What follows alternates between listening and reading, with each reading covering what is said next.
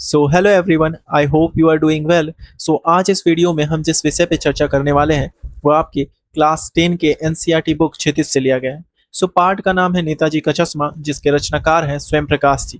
तथा स्वयं प्रकाश जी इस कहानी के माध्यम से समाज को क्या संदेश देना चाहते हैं तथा इस कहानी को लिखने का जो उनका मूल उद्देश्य है, आज हम उस पर चर्चा करने वाले हैं।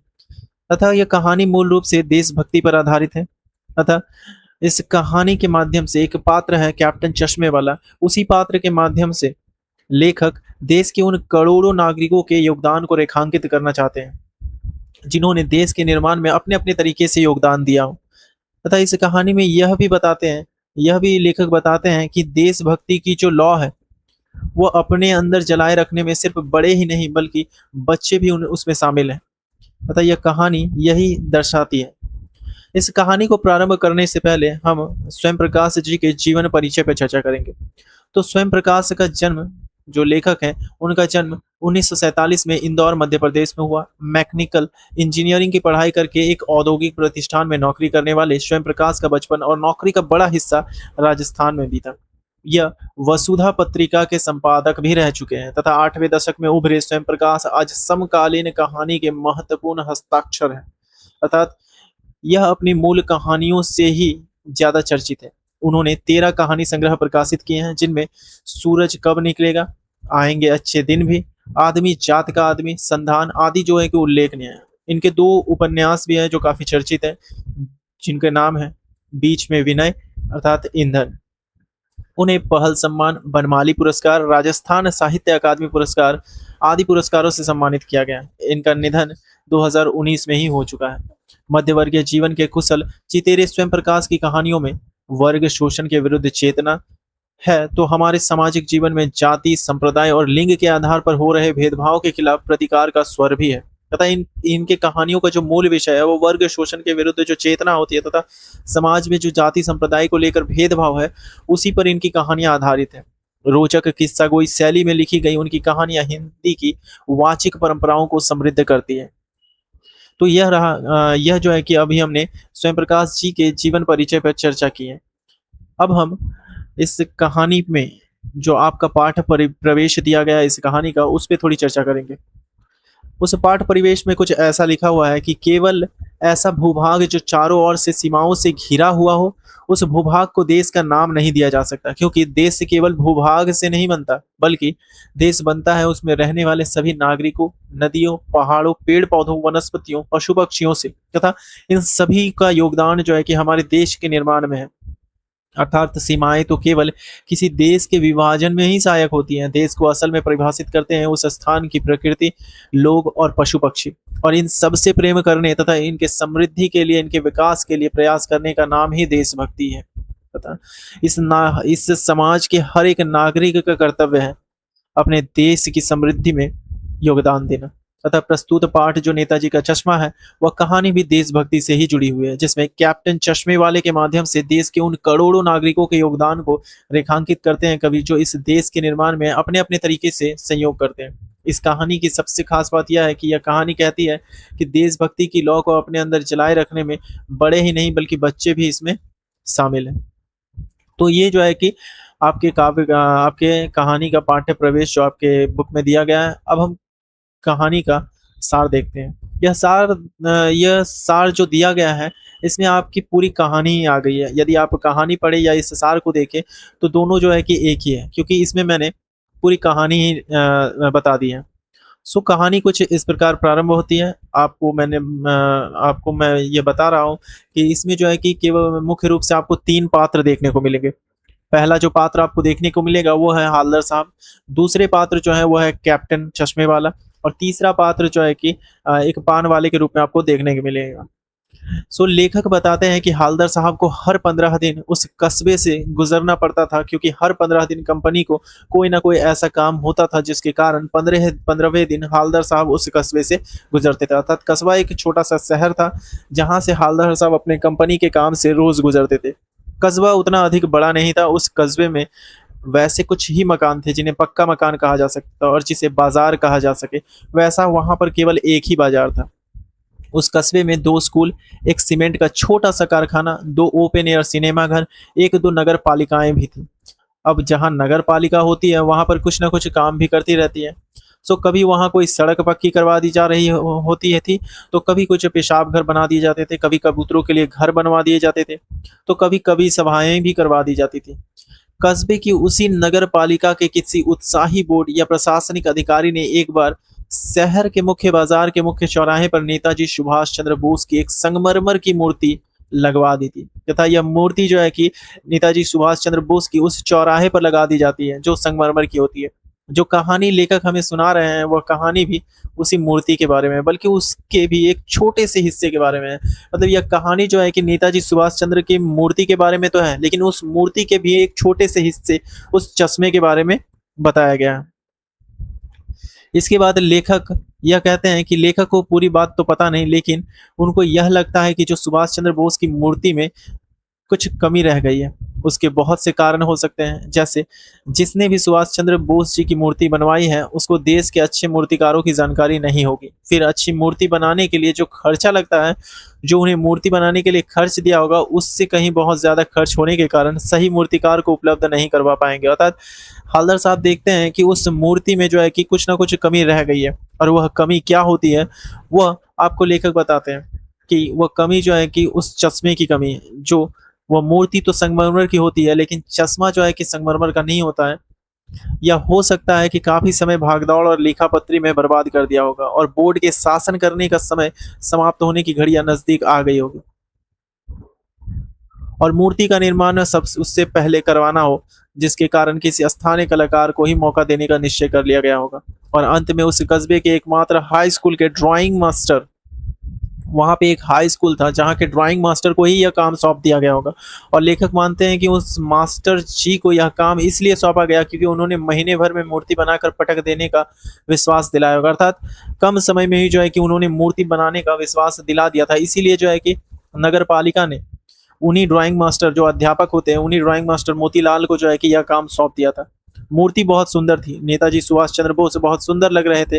वे बिल्कुल बच्चों की तरह निश्चल और कम उम्र वाले लग रहे थे। उनकी वह मूर्ति फौजी वर्दी में बनाई गई थी।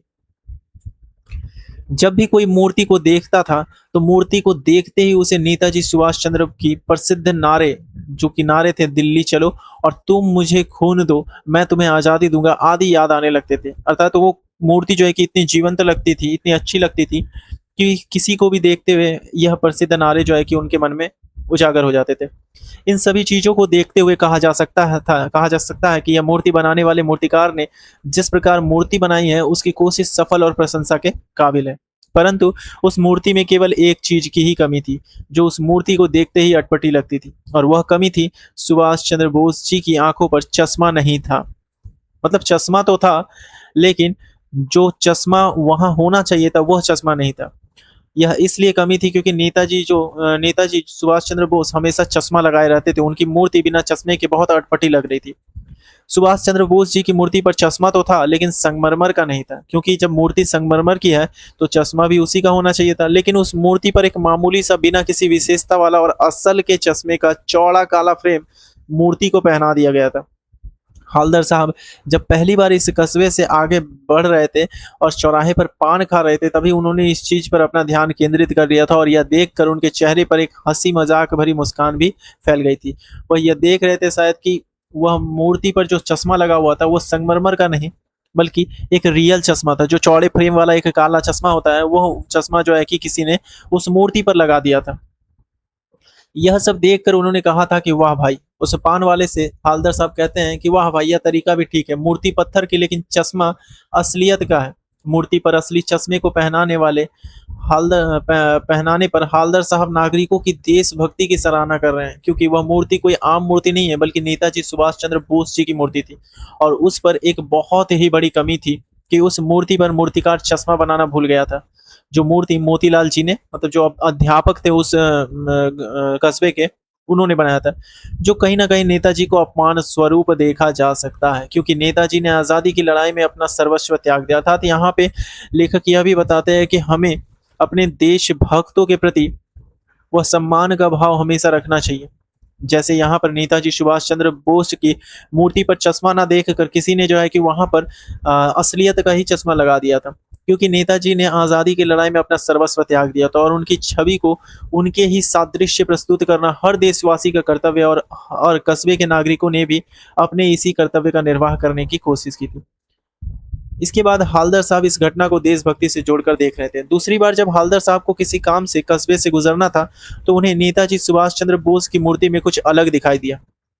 जब पहली बार उन्होंने मूर्ति को देखा था, तब मूर्ति पर मोटे फ्रेम वाला 4 कोना वाला चश्मा था, क्योंकि पहले जब पहले आए थे, तो उन्होंने देखा था कि एक मोटे फ्रेम वाला काला चश्मा वो लगा था, लेकिन अब तार के फ्रेम वाला चश्मा, तार के फ्रेम वाला गोल चश्मा था। यह सब देखकर हालदर साहब की जिज्ञासा और भी अधिक बढ़ गई और इस बार उस पान वाले से बोले, जिसकी दुकान पर वे पान खाया करते थे, कि भाई क्या तरीका है, मूर्ति कपड़े नहीं बदल सकती लेकिन चश्मा तो बदल ही सकती है, ये कैसे?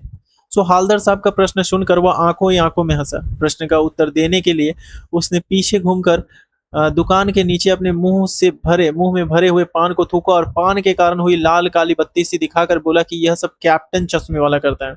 यह पात्र जो कैप्टन चश्मे वाला है, यह एक चश्मा बेचने वाला है जो यह काम करता है, चश्मे बदलने का काम। सो हालदर साहब उसके उत्तर को समझ नहीं पाए और फिर से पूछने लगे कि क्या करता है।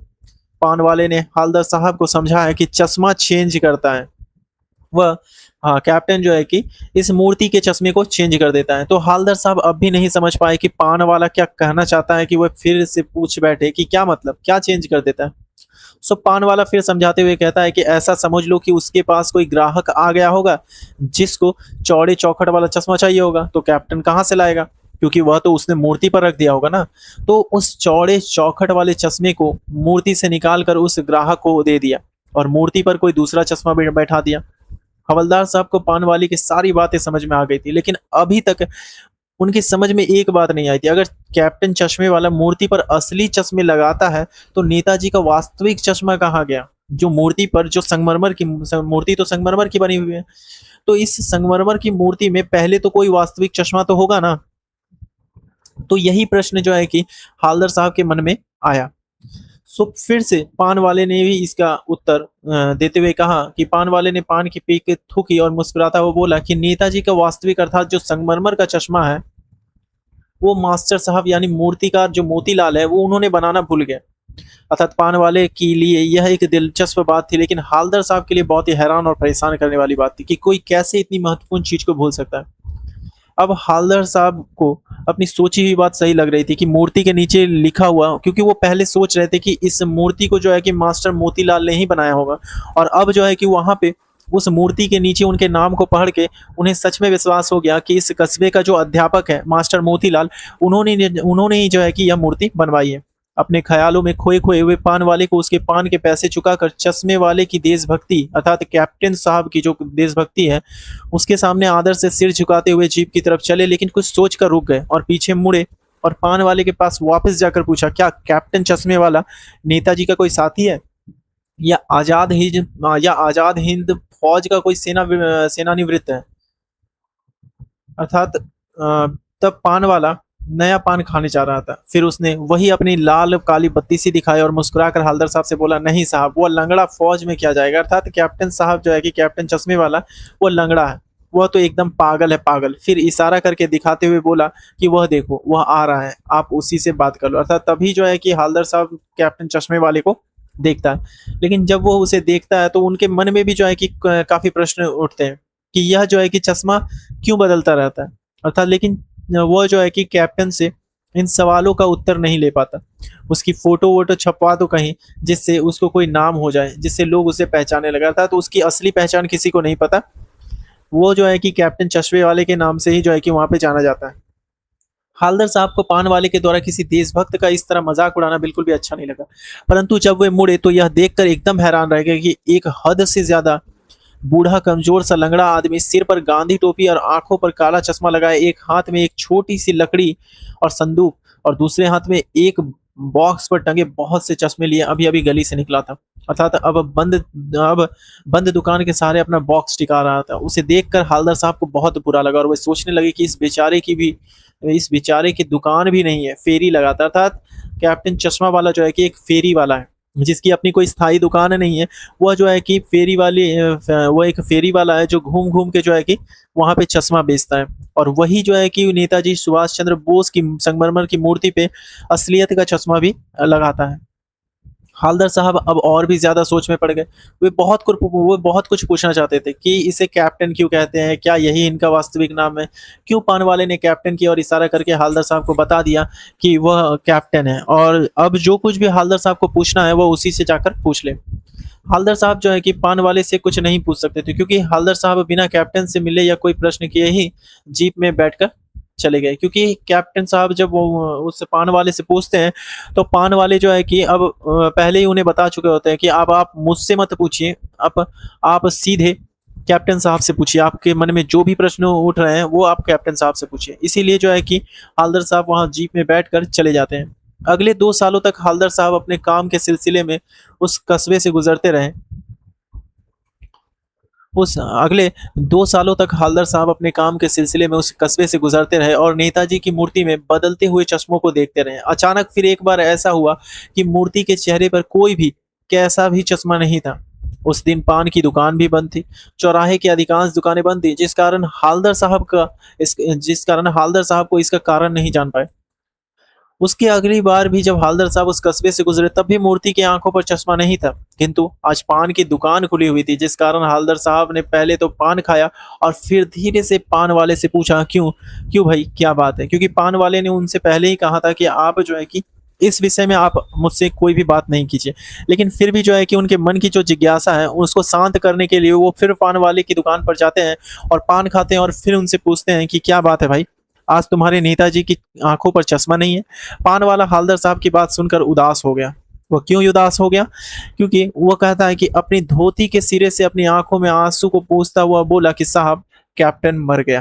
अर्थात वो जो बूढ़ा आदमी था, वह फेरी वाला जो चश्मे की फेरी करता था, वह 2 साल बाद के करीब जो है कि मर जाता है। जब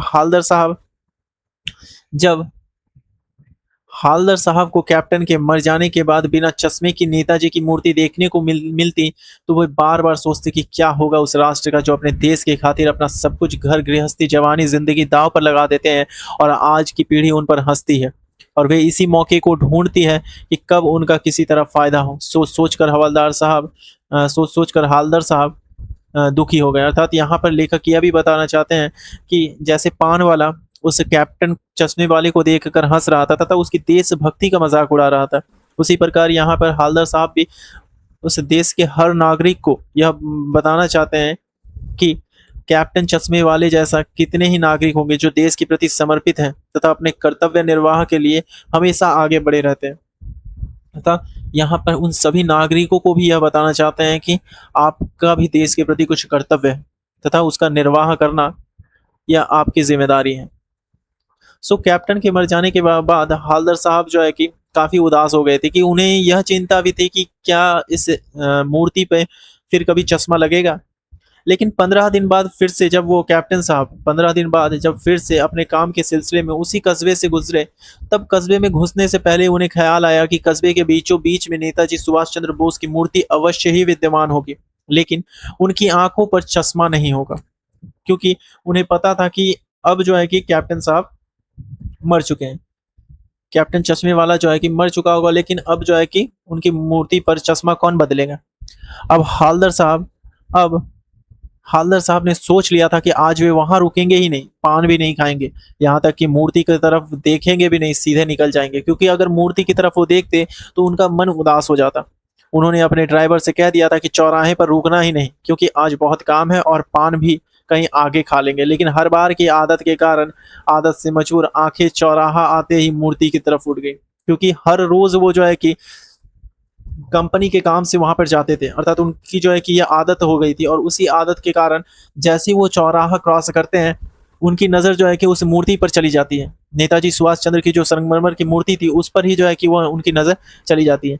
लेकिन इस बार हवलदार साहब ने कुछ ऐसा देखा कि एकदम से चीखे और रोको। जैसे ही उन्होंने जीप को यह कहा रोको, जीप अपनी तेज़ी में थी, ड्राइवर ने ज़ोर से ब्रेक मारी। ड्राइवर ने जोर से ब्रेक मारी, जिस कारण रास्ता चलते लोग उन्हें देखने लगा था। तो इतने जोर से उनकी जीप रुकी कि आसपास के लोग भी उन्हें देखने लगे। अभी जीप सही से रुकी भी नहीं थी कि हवलदार साहब जीप से कूदकर तेज-तेज कदमों से मूर्ति की तरफ चल पड़े और उसके ठीक सामने जाकर सावधान अवस्था में खड़े हो गए। वह जो है कि कुछ आश्चर्यचकित भी हो गए। मूर्ति की आंखों पर सरकंडे से बना छोटा-सा चश्मा रखा हुआ था, जैसे बच्चे अक्सर खेल-खेल में बना लेते हैं।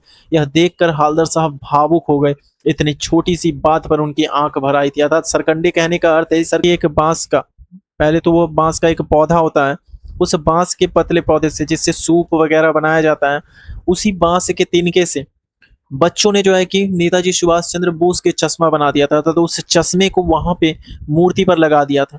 अर्थात यही देखकर हवलदार साहब की आँखों में आँसू आ गए थे तथा हवलदार साहब जो है कि बहुत भावुक हो गए थे।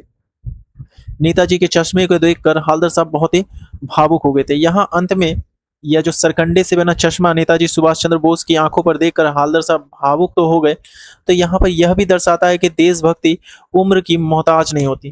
अर्थात देशभक्ति जो है कि हर एक नागरिक में होती है, जिसका कर्तव्य उन्हें हमेशा करना चाहिए।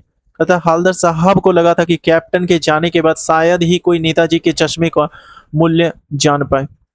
लेकिन जब बच्चों ने नेताजी के चश्मे का मूल्य जाना, तो हवलदार साहब भावुक हो गए, क्योंकि अभी भी इस पीढ़ी में देशभक्ति जिंदा है तथा चाहे वो जवान ही क्यों ना हो, बूढ़े ही क्यों ना हो, अर्थात बच्चे ही जो आने वाले भविष्य हैं, उन बच्चों में भी जो है कि उस देशभक्ति की भावना अभी भी जागृत है, क्योंकि अभी भी इस पीढ़ी में देशभक्ति जिंदा है। और हमें भी अपने आने वाली पीढ़ी को आज़ादी के लिए अपना सर्वस्व त्यागने और वीरों की गाथाएं सुनानी चाहिए तथा उनका सम्मान करना भी सिखाना चाहिए कि जिस प्रकार नेताजी सुभाष चंद्र बोस जैसे कितने ही देशभक्त इस देश की स्वतंत्रता के लिए कुर्बान हो गए। अतः यह हमारा फर्ज है कि हम भी जो है कि उन देशभक्तों के लिए अपने हृदय में सम्मान रखें तथा आने वाले जो भविष्य के बच्चे हैं उन्हें भी जो है कि उनकी जानकारी दे तथा उनको भी उनसे सचेत करवाएं।